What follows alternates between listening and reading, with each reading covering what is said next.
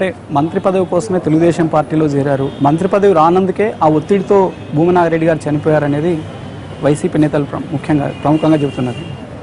ఇందులో వాస్తవం ఉందంటారు? మీరు చెప్పిన వాస్తవం ఏముంటుందండి.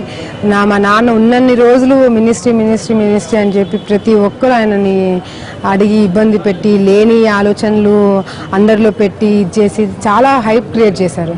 ఇప్పుడు అటువంటి డిస్కషన్ ఏదైనా ఉంటే ఓపెన్గా మరి ప్రభుత్వం సైడ్ నుంచి వాళ్ళు చెప్తారు, ఓపెన్గా మేము చెప్తాము. అటువంటి డిస్కషన్ లేనప్పుడు వదిలేయాలి. ఇప్పుడు నాన్నగారు దానికోసమే చనిపోయినంటే ఎంతవరకు దాన్ని దానికి ఇప్పుడు నేను ఏం మాట్లాడాలి దాని గురించి? ఒక చనిపోయిన వ్యక్తి మా కుటుంబం ఎంత బాధలో ఉంటుంది, ఇప్పుడు కార్యకర్తలు ప్రజలు ఎంత బాధలో ఉన్నారు. ఇటువంటి టైంలో మినిస్టర్ రాలేకపోతే ఆయన వ్యక్తి ఎటువంటి వాడండి? ఎంత స్ట్రాంగ్ లీడరు. ఫ్యాక్షన్ టైంలోనే గట్టిగా నిల్చొని ఒక మంచి పేరు తెచ్చుకున్న వ్యక్తి అతను.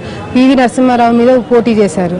అటువంటి వ్యక్తి మినిస్టర్ రాలేదని బాధపడి చనిపోతారండి? మా అమ్మ చనిపోయిన నుంచి ఆయన ఒక మనిషిలా ఉండలేకపోయినాడు. ఎప్పుడు చూసినా తన గురించి ఆలోచనలు, తన ఫోటోలో చూడడము.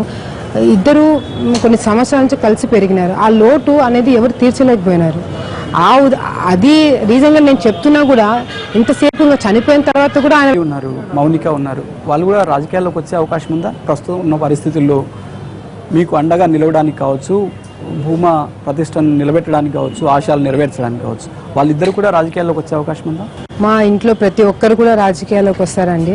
ఎందుకంటే మేమందరం కూడా మరి రాజకీయాల్లో ప్రజలకు మంచి చేయాలి, ప్రజల్ని దృష్టిలో పెట్టుకొని ఏ పనైనా చేస్తామని ఒక భరోసా ఇచ్చాం. కాబట్టి ఈరోజు విఖ్యాత్ మౌనికనే కాదండి, మా కుటుంబ సభ్యులు ప్రతి ఒక్కరు కూడా ఆలగడ్డ నంద్యాలకు సంబంధించి మేము కష్టపడి పనిచేస్తాం, ఒక కమిట్మెంట్తో ఉంటామని చెప్పి అందరూ కూడా భరోసా ఇవ్వడం జరిగింది.